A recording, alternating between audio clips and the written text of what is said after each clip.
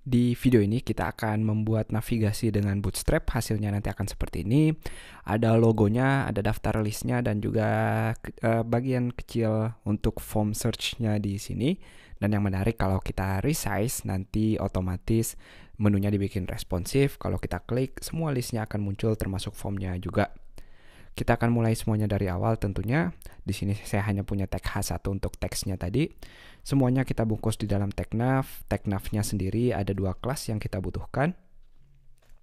Yang pertama nama kelasnya navbar dan yang kedua navbar default.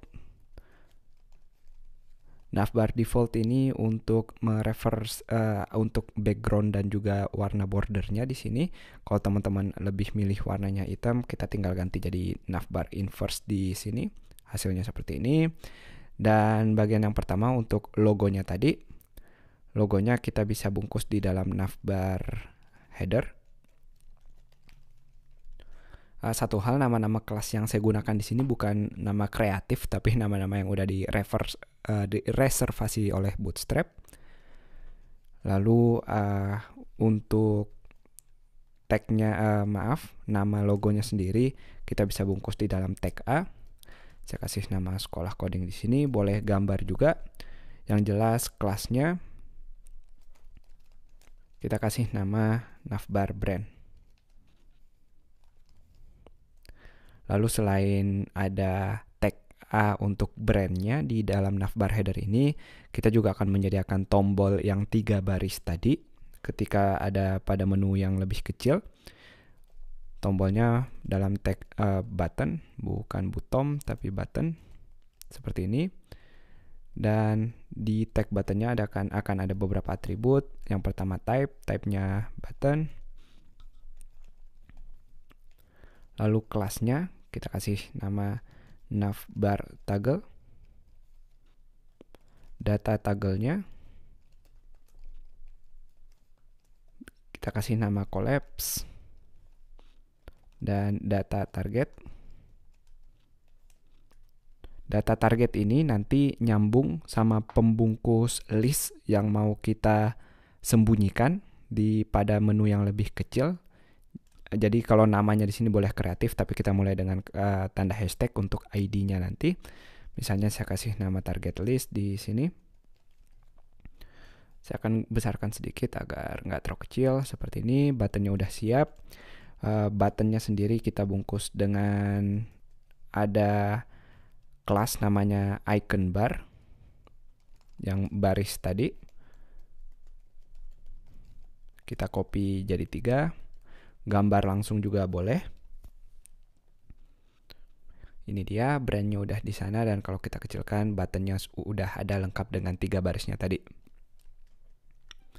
Lalu setelah bagian brandnya selesai, kita bisa pindah ke bawah untuk membuat kelas untuk daftar listnya nanti, atau yang mau kita sembunyikan di dalam menunya.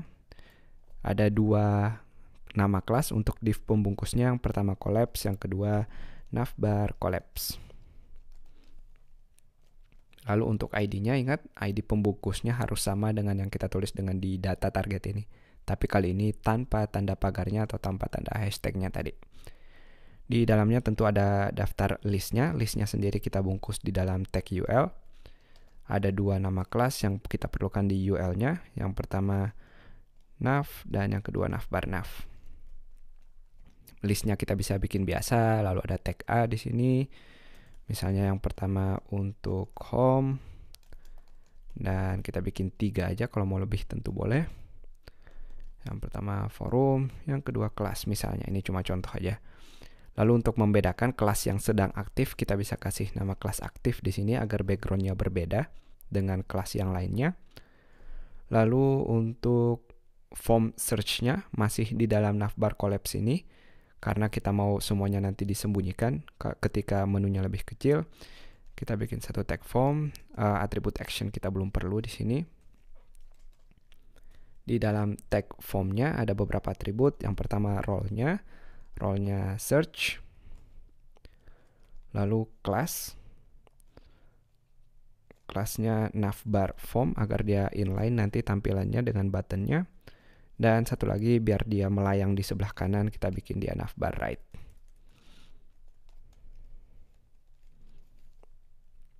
Di dalam formnya akan ada form group yang pertama, div,